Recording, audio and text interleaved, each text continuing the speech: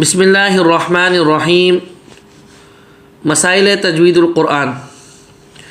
تجوید القرآن کے حوالے سے آج دوسری نشست ہے۔ اس سے پہلی نشست میں ہم نے قرآن کریم اور اعوذ باللہ بسم اللہ کے حوالے سے گفتگو کری تھی۔ آج ہم جس موضوع پہ گفتگو کریں گے تجوید کے حوالے سے وہ ہے لام کے حوالے سے، یعنی لام تعریف اور لام الفعل۔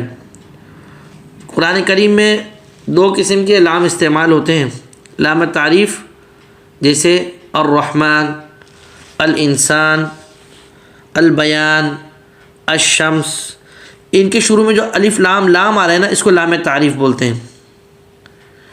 اور ایک ہوتا ہے لام الفعل جسے جعلنا، بل، ہل، اسی طرح ولتکن، قل، ظللنا، اس طریقے جو لام ہوتے ہیں لام الفعل ہوتے ہیں۔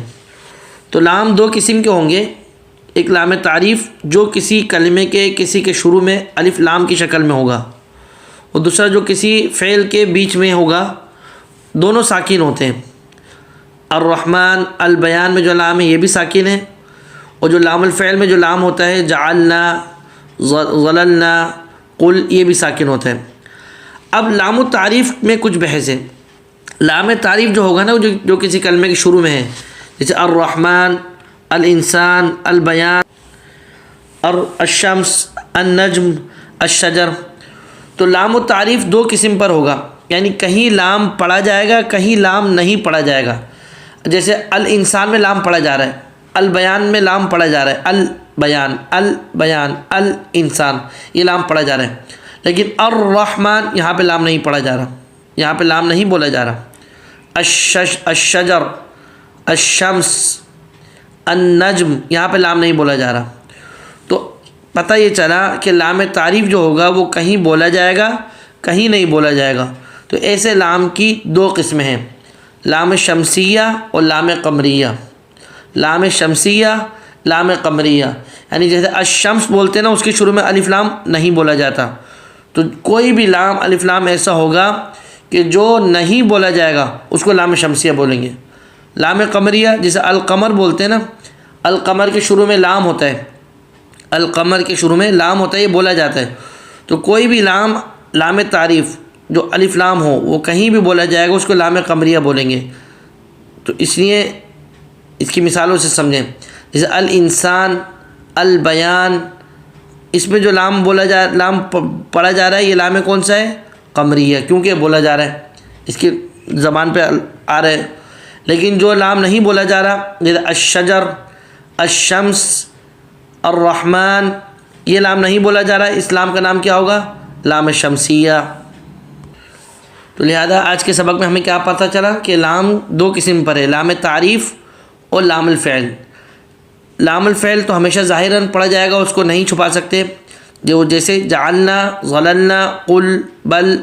لیکن لام تعریف دو قسم پر ہوگا، یا تو لام شمسیہ ہوگا یا لام الفعلی، یہ لام قمریہ ہوگا۔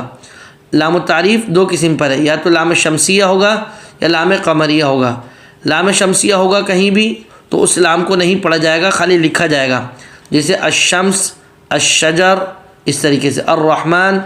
اور لام القمریہ کہیں پر ہوگا الف لام تو اس کو پڑھا بھی جائے گا، لکھا بھی جائے گا، جیسے الانسان، البیان، اس طریقے کے جو لام ہوگا۔ تو لام الشمسیہ کا ادغام کرنا یعنی اس کو نہیں پڑھنا یہ واجب ہے۔ بہت سے لوگ عادت ہوتی ہے، جیسے آپ بولتے ہیں السلام علیکم، اس میں الف لام آتا ہے، لیکن اگر کوئی پڑھنے میں اس کو ایسا پڑھے السلام علیکم، السلام، ایسے نہیں پڑھا جائے گا، بلکہ السلام ایسے پڑھا جائے گا۔ تو لام شمسیہ کو ادغام کرنا واجب ہے۔ اب یہ بات سمجھیں کہ ہمیں پتہ کیسے چلے گا کہ کس حرف پر الف لام پڑھا جائے گا اور کس حرف پر الف لام نہیں پڑھا جائے گا۔ تو الف سے لے کے یہاں تک 14 حروف ہیں کہ ان حروف کے اوپر اگر الف لام آئے گا تو وہ پڑھا جائے گا۔